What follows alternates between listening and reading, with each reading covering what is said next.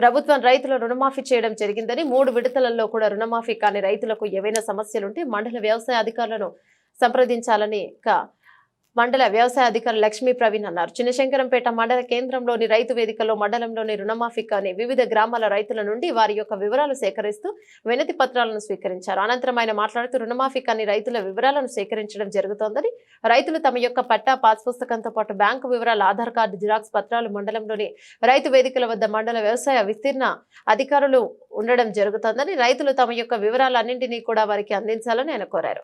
రైతుల నుండి స్వీకరించిన వినతులను అధికారులకు పంపించడం జరుగుతోందని, మరో 15 రోజుల సమస్యలన్నీ కూడా నెరవేరుతాయని, రైతులందరికీ కూడా రుణమాఫీ కావడం జరుగుతుందని ఆయన తెలిపారు. కార్యక్రమంలో మండల వ్యవసాయ అధికారి లక్ష్మీ ప్రవీణ్ తో పాటు వ్యవసాయ విస్తీర్ణ అధికారి మౌనిక కూడా మాట్లాడారు.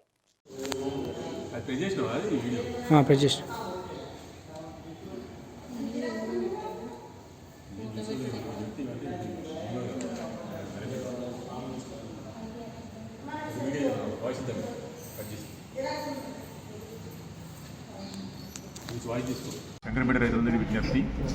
రుణమాఫీకి సంబంధించిన ఎటువంటి ఫిర్యాదు వచ్చినా శంకరంపేట రైతు వేదికలోని ఏవో దగ్గర కానీ ఫిర్యాదు ఇస్తే మేము స్వీకరించడం జరుగుతుంది. వీటిని ఒక లిస్ట్లో చేసి మనం పైకి పంపించాలి. తర్వాత 15 రోజుల లోపల దీని నుంచి క్లారిటీ వస్తుంది. సో రైతులందరూ ఎవరైనా సరే ఎటువంటి ఫిర్యాదు ఉన్నా మా శంకరంపేట రైతు వేదికలో వచ్చి ఇవ్వాల్సింది. పక్కనలో ఏఈఓలు ఉన్నారు, అక్కడే ఇచ్చుకున్నా సరే, ఇక్కడ మండలంలో వస్తే మండలం ఇచ్చినా సరే. ఎటువంటి ప్రాబ్లం ఉన్నా 1,50,000 నుంచి ఫస్ట్ అట్లా పెట్టకుండా 2 విడత 3 విడత రుణమాఫీలో ఎటువంటి సమస్యలు ఉన్న రైతులందరూ సరే వాటి యొక్క మన ఫిర్యాదుని మా రైతుల గురించి ఇచ్చినచ్చో మేము వాటిని తీసుకుని పైకి పంపించడం జరుగుతుంది. కాబట్టి రైతులందరూ వాటికి సంబంధించిన ఫిర్యాదులని pass xerox, Aadhaar card xerox మరియు బ్యాంక్ అకౌంట్ నెంబర్ తీసుకొని మాకు సబ్మిట్ చేస్తుందిగా కోరుతున్నాం.